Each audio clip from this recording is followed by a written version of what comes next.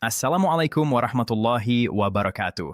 Saudara-saudara, sebelum Anda scroll atau tutup video ini, saya mau jujur di awal.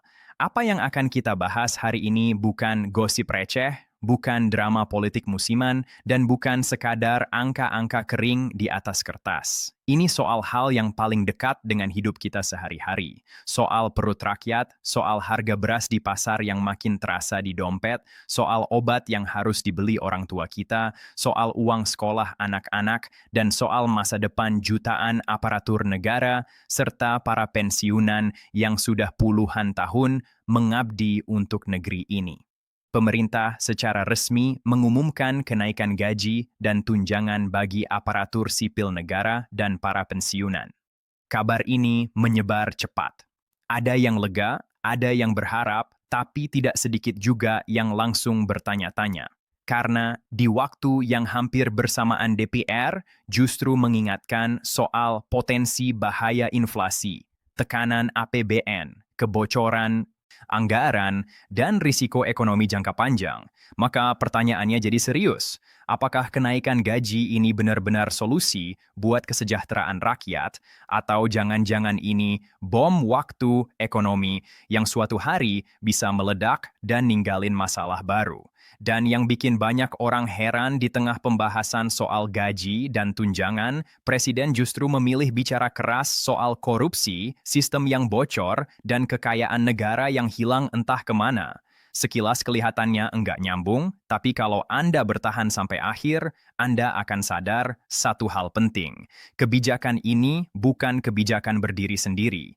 Ini bagian dari arah besar perubahan Indonesia ke depan.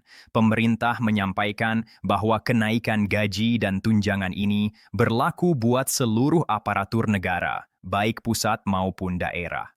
Mulai dari PNS, PPPK, TNI, Polri, Hakim, sampai para pensiunan. Total penerimanya mencapai sekitar 94 juta orang.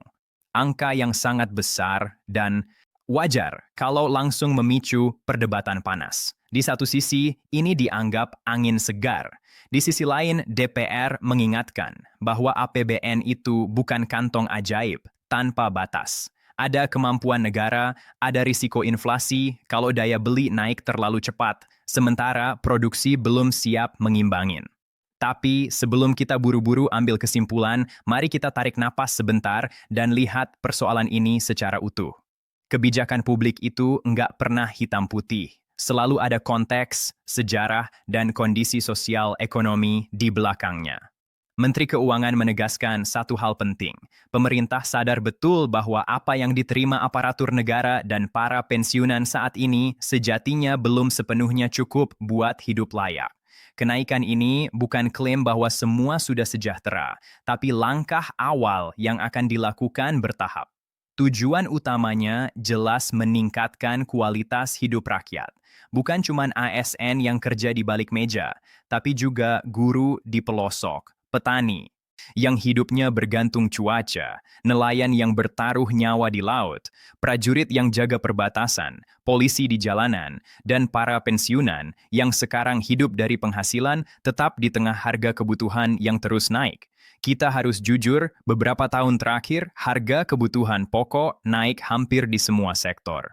Beras, minyak goreng, gula, gas, listrik, transportasi, biaya kesehatan, sampai pendidikan, semuanya merangkak naik. Tapi penghasilan banyak ASN dan pensiunan justru stagnan. Disinilah masalahnya daya beli itu bukan soal nominal gaji, tapi soal apa yang bisa dibeli dari gaji itu ketika inflasi jalan terus.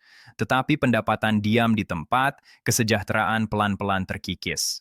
Ini bukan teori ekonomi. Ini realita yang dirasakan jutaan keluarga di Indonesia. Seorang anggota DPR dari fraksi PAN bahkan mengungkap fakta yang jarang dibahas terbuka. Ia membandingkan sejarah kenaikan gaji ASN di dua era pemerintahan. Di masa Presiden Susilo Bambang Yudhoyono, kenaikan gaji ASN terjadi berkali-kali hampir tiap tahun bahkan mencapai 2 digit. Sementara di era Presiden Joko Widodo, kenaikan gaji relatif jarang baru 2 kali, tahun 2015 dan 2020. Itu pun satu digit. Fakta ini bukan buat adu siapa lebih baik, tapi buat memahami dampaknya. Inflasi jalan tiap tahun, tapi gaji tertahan. Jarak antara kebutuhan hidup dan kemampuan beli makin lebar. ASN aktif mungkin masih bisa cari tambahan, tapi pensiunan bagaimana? Mereka sudah tidak produktif secara ekonomi, tapi tetap harus beli beras dan bayar listrik dengan harga yang sama. Disinilah banyak pihak menilai kenaikan gaji dan pensiunan bukan kemewahan, tapi upaya mengejar ketertinggalan daya beli yang sudah lama tergerus. Saat DPR menyebut risiko inflasi, pendukung kebijakan ini justru membalik argumennya.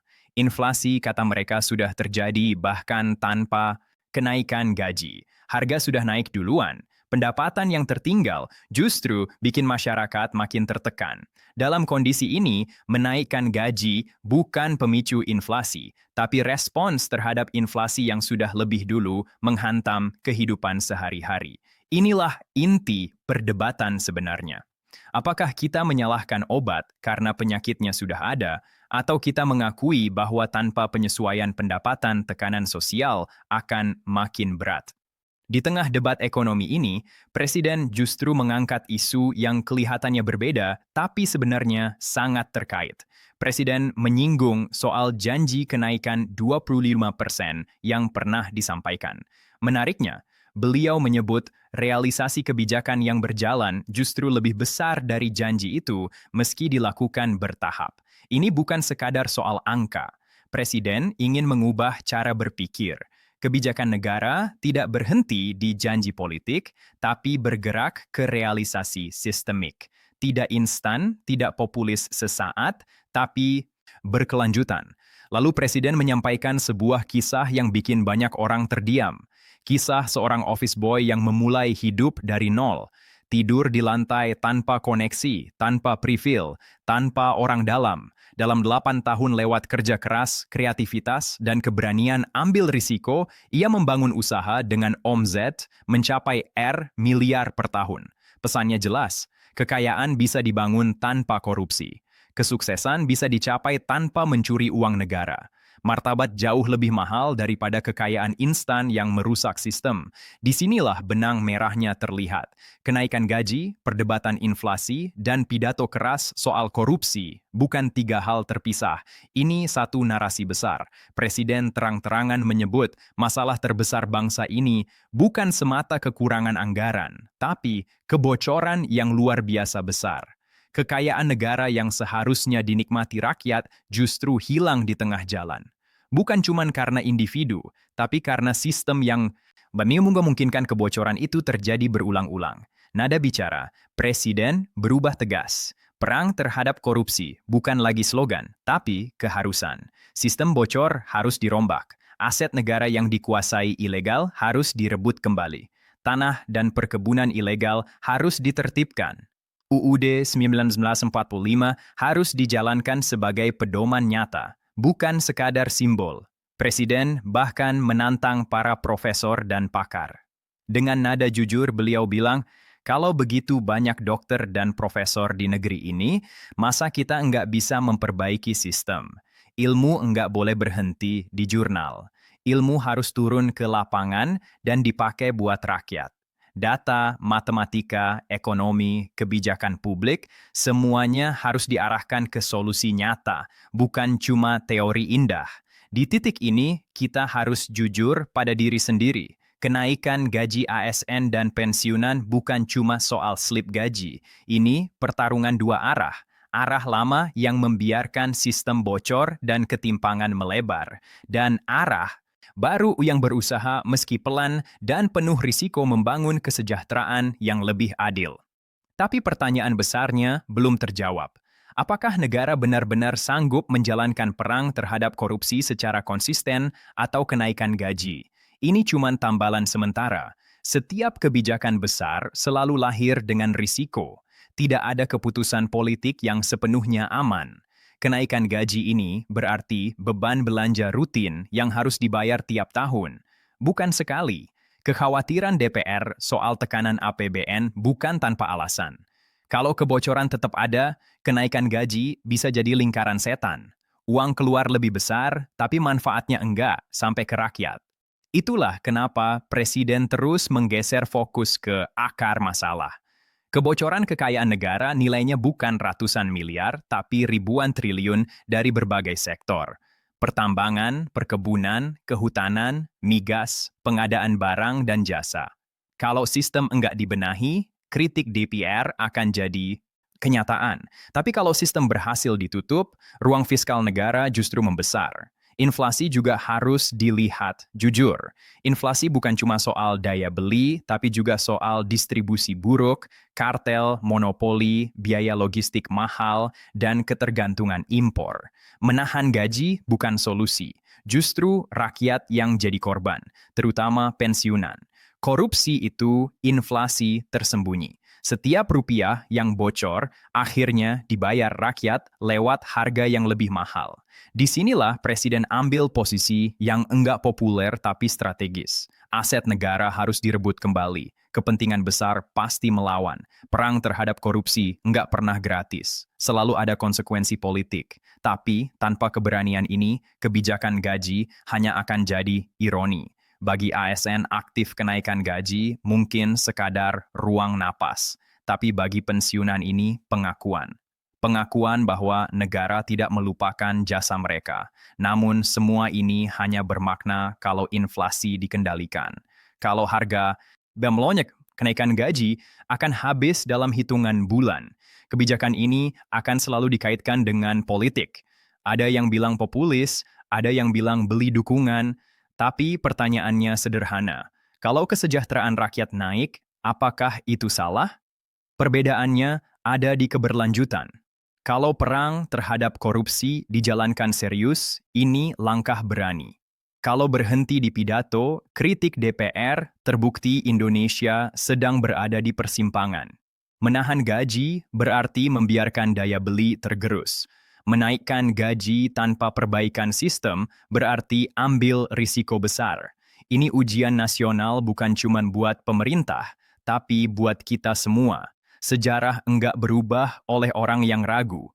Perubahan lahir dari keberanian ambil keputusan sulit.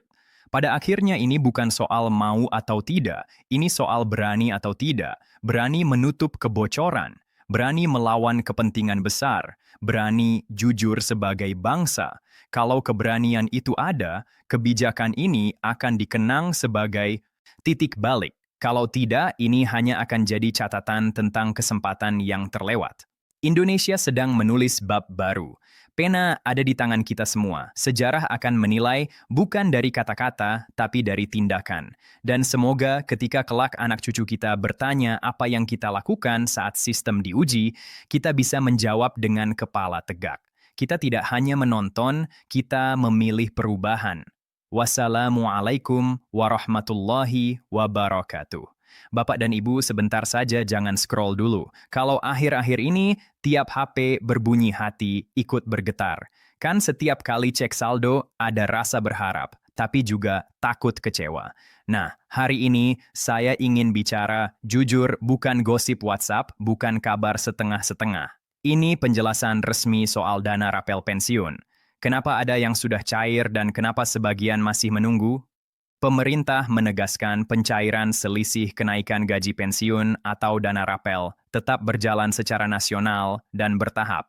Proses ini dikoordinasikan melalui Kementerian Keuangan kerja bareng PT Taspen dan PT Asabri, supaya hak pensiunan ASN, TNI, Polri, serta ahli waris diterima dengan aman dan tepat sasaran. Jadi perbedaan waktu pencairan antar pensiunan bukan berarti hak dibatalkan, tapi karena ada proses verifikasi data, status otentikasi, dan kesiapan sistem perbankan. Pemerintah juga mengingatkan agar pensiunan tidak mudah percaya sama pihak yang mengaku bisa mempercepat pencairan. Assalamualaikum warahmatullahi wabarakatuh. Bapak dan Ibu yang kami hormati, mohon izinkan saya bicara dengan tenang, tanpa nada berlebihan, tanpa menakut-nakuti, dan tanpa janji kosong. Beberapa waktu terakhir, banyak pensiunan merasakan hal yang sama. Setiap kali handphone berbunyi, ada rasa berharap bukan karena pesan biasa, tapi karena satu pertanyaan yang terus terulang. Apakah ini kabar tentang dana pensiun, grup keluarga ramai, Grup alumni aktif? Ada yang bilang sudah masuk, ada yang mengaku tetangganya sudah cair, tapi kabarnya berbeda-beda. Alih-alih menenangkan, justru bikin pikiran makin penuh. Menunggu tanpa kepastian memang melelahkan. Terlebih bagi bapak dan ibu yang sepanjang hidup terbiasa dengan aturan dan jadwal yang jelas. Saat aktif bekerja, semuanya tertib. Sekarang, ketika hak pensiun dibicarakan tanpa kejelasan, rasa gelisah itu wajar. Hari ini kita luruskan semuanya. Kita hentikan spekulasi. Kita bicara berdasarkan mekanisme resmi. Pemerintah memastikan bahwa dana rapel pensiun adalah hak sah dan proses pencairannya sedang berjalan. Ini bukan kebijakan mendadak. Ini hasil perencanaan anggaran, verifikasi data, dan pengesahan administratif. Kenapa pencairannya tidak bersamaan? Karena yang diproses bukan ratusan orang, tapi jutaan penerima dari seluruh Indonesia. Proses dibuat bertahap supaya tidak terjadi salah transfer, rekening bermasalah, atau penyalahgunaan. Siapa yang datanya lengkap dan valid biasanya diproses lebih cepat. Siapa yang datanya masih perlu penyesuaian tetap akan menerima setelah diperbaiki. Hak tidak hilang, hak tidak dibatalkan. Ada beberapa kendala yang paling sering terjadi. Pertama, rekening pensiun yang jarang digunakan sehingga dianggap pasif oleh sistem bank. Kedua, perbedaan kecil di data identitas, misalnya nama atau tanggal lahir. Ketiga, status otentikasi yang belum diperbarui. Keempat, jadwal pemrosesan yang berbeda antar bank mitra. Semua ini menunda bukan menghapus. Lalu, apa yang bisa dilakukan? Pastikan rekening aktif, pastikan data sesuai. Perbarui otentikasi kalau diminta. Libatkan keluarga kalau kesulitan teknologi. Tidak perlu calo, tidak ada biaya, tidak ada jalur khusus. Hati-hati penipuan. Petugas resmi tidak pernah minta PN, OTP, atau transfer balik. Kalau ada yang ngaku bisa membantu dengan imbalan itu bukan solusi, itu risiko. Bagi yang sudah wadas menerima, bersyukurlah. Gunakan dana dengan bijak. Prioritaskan kesehatan, kebutuhan penting, dana darurat. Bagi yang belum menerima, jangan berkecil hati. Hak Anda sama kuatnya, cuma waktunya yang berbeda. Masa pensiun bukan masa untuk cemas berlebihan. Ini masa menjaga ketenangan dan martabat. Semoga dana rapel ini bukan hanya menambah saldo, tapi juga menambah rasa aman dan menegaskan bahwa pengabdian Bapak dan Ibu tidak pernah dilupakan. Wassalamualaikum warahmatullahi wabarakatuh. Ya.